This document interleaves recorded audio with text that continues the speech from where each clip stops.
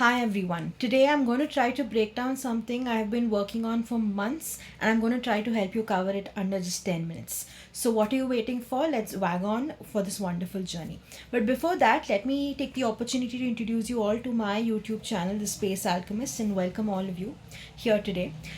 Today's session is going to be about one of the topics that is commonly discussed in terms of astrology, that is the Mercury retrograde. Now, the reason why I felt that this topic is something that I would like to take up is because we do have Mercury retrograde happening yearly around 3 times. And also in your birth chart, some of them might have Mercury retrograde in them. So let's try to understand both of these in both birth chart analysis and yearly analysis. I'm going to keep the video as generic as possible because we're trying to we're trying to include a lot more things regarding both these aspects. So we'll try to understand them better. So, yeah, starting off, like you guys know, when we talk about Mercury as a planet and when we understand Mercury, so when we have the sun, we have multiple planets that revolve around the sun in their axes or the orbits, right? And what happens, Mercury is one of the closest ones to the sun, and when it revolves, it goes in a faster space in the terms of revolution compared to the other planets because it's comparatively nearer.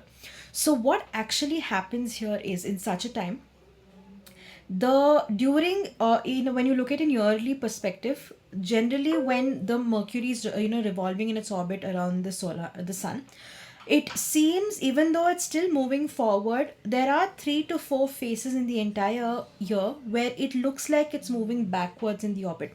It's not actually happening, but this is something that looks like it's happening in the thing. So when this kind of a phenomenon happens in astrology, we try to compare it and say that the planet is actually moving backwards. So the actual Mercury's intensity, the properties, the characteristics of the planet are also told to move backwards during this time. So this is regarding what actually happens in a yearly level. But when we talk about a birth chart level, whenever you have the opportunity to get your, Lagna charts downloaded or D1 charts downloaded, you will be able to know that when you actually download your charts, in terms of Mercury, wherever it's located, there'll be a small R written on top of it. That means in your particular birth chart, your Mercury is going through retrograde. That is, it's going through backward motion. In simpler terms, its intensity is much more compared to its actual effect that is there, right? So, before we get into how the properties deal with, let us try to understand what exactly does Mercury retrograde actually deal with or represent. So, when we talk about Mercury, Mercury is a planet, when we understand the characteristics, it deals with communication, intellect, travel, along with that, how exactly you voice out your opinions, how you think about possible if you have any situation going on, how do you navigate through it. All of these are controlled by Mercury.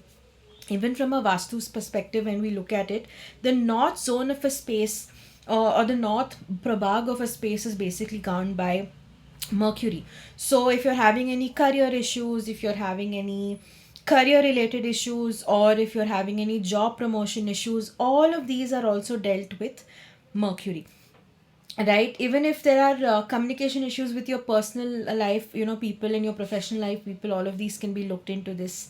If you're having any issues regarding content that you're uploading online and it deals with the kind of interactions that are happening there and problems with that, Mercury can be looked into this. So this is just a certain aspect that we look into it, but when we dive deeper, let me help you guys understand how.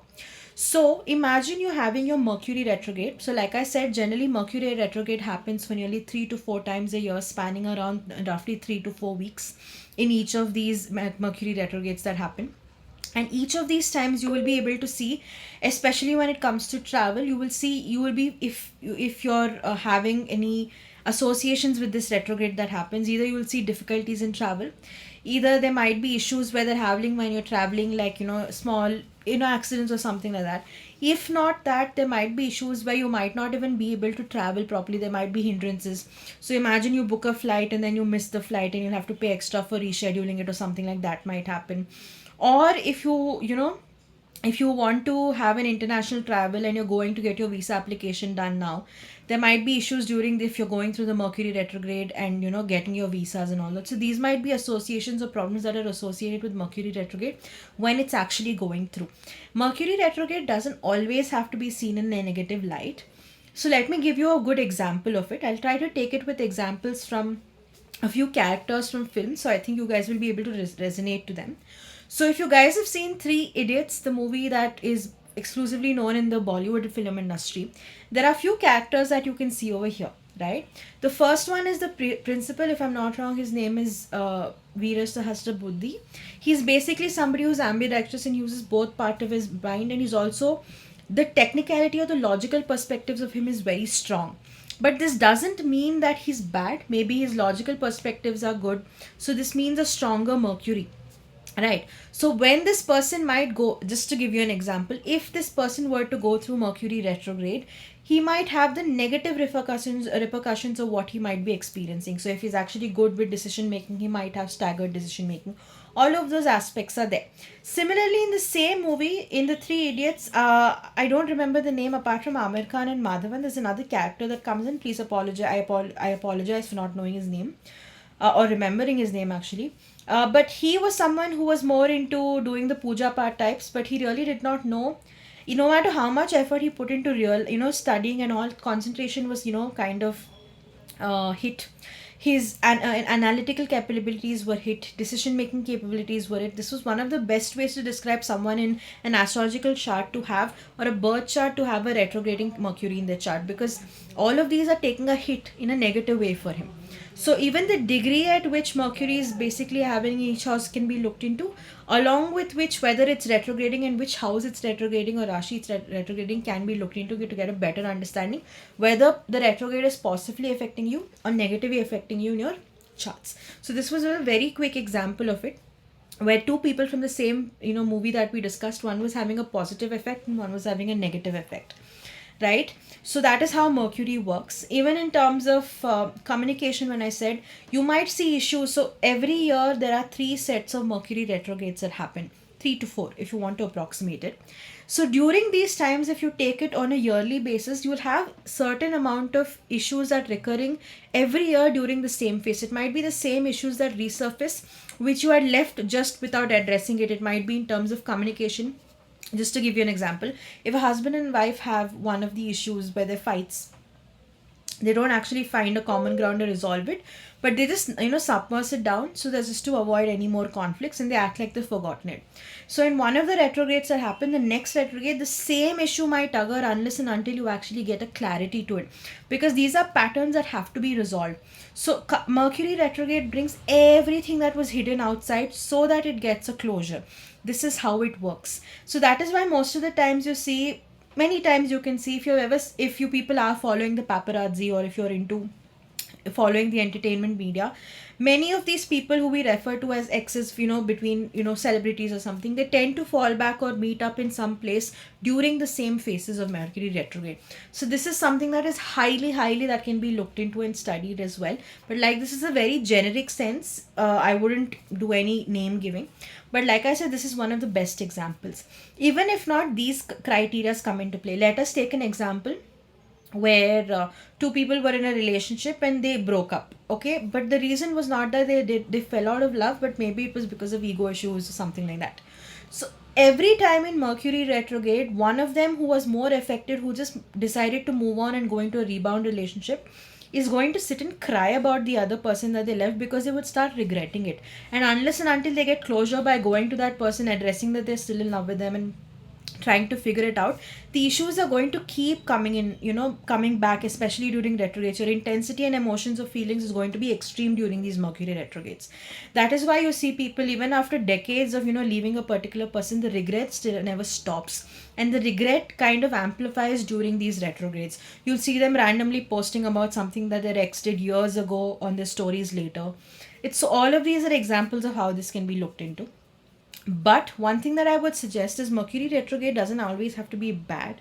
It doesn't always have to be good. It has to be analyzed and studied and seen how it can benefit you or kind of regress you in terms of, how it's seen. So it's completely up to you of how you look into it, how you consider it, and how you kind of act towards it. I would say Mercury retrograde, like you guys know, I don't believe in remedies for any Mercury. I don't believe in remedies in general in terms of astrology, because I genuinely feel that people have to clear out karma, and the only way moving forward without any repercussions is sit down, talk it out, get a solution and move on. It doesn't always have to be a good solution or something that's favorable, but closure is something that's really important. So unless and until you do that, you're always going to find yourself in the same loop, moving around in the same space. So let me give you another example. So if you're in your birth chart, for example, when you're looking at Mercury retrograde, imagine you have Saturn sitting in your first house of your Lagna chart, or you have Mercury. Let me take like this. You have Mercury only sitting in your first house of your Lagna chart, and it is in retrograde. This basically means, firstly, the amplification of it is three times more than what normal Mercury would do.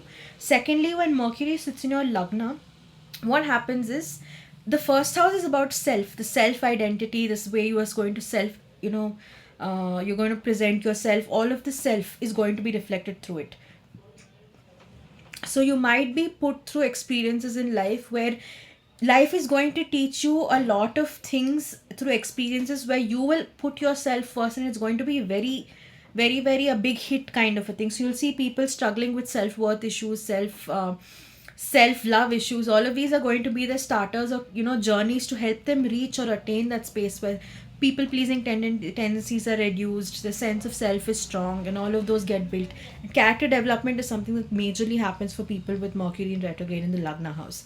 Similarly, if I go into the fifth house deals with children, it deals with creative endeavors, it deals with love matters and all of that. Like I said, since if you have your Mercury retrograding in your fifth house, if you're in a relationship or something, there might be constant issues with your partner that you will be able to see, or you will be extremely attached to that partner, and you will be able to, like, you make that person your entire, your entire existence. But you don't realize that sometimes making somebody an entire existence is different, but having your own sense of self and your own community, so you kind of, your intellect kind of reduces and you start depending on that person. So there it might take a hit.